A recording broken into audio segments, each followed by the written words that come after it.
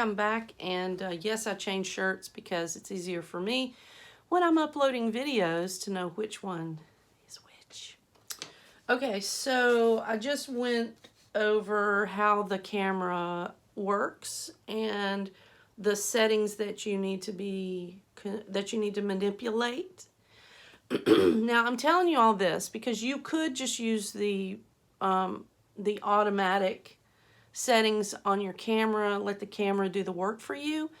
But I'm going to tell you what happens is that you'll get in a situation, and this happened to me so many times, where I'll have a challenging light situation or movement or something, and when I'm using the automatic settings, there's a limit, and the camera will not work when you're outside of what it decides for you.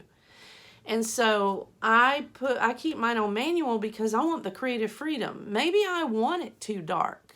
You know what I mean? Maybe I want it really dark to get that mood. And if I have it on automatic, it's going to pop my flash up or it's going to not work. I push the shutter, won't happen.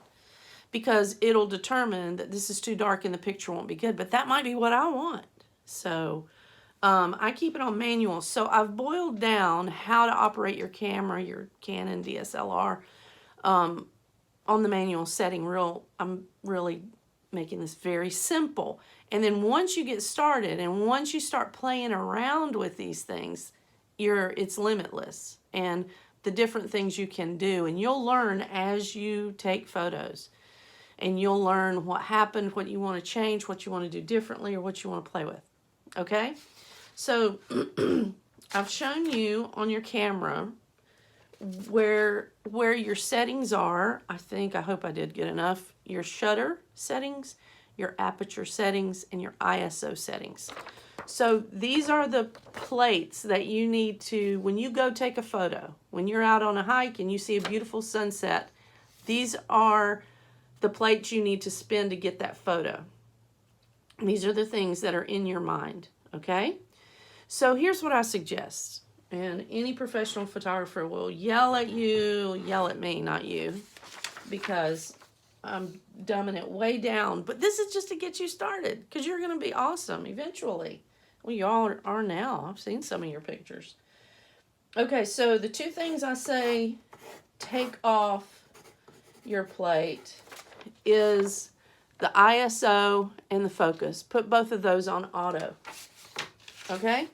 So autofocus, especially if you're like me and you're getting older and you can't see very well, just switch that to the AF autofocus. This is on your lens, right? Bam. And then when you're in your camera settings, like I showed you before,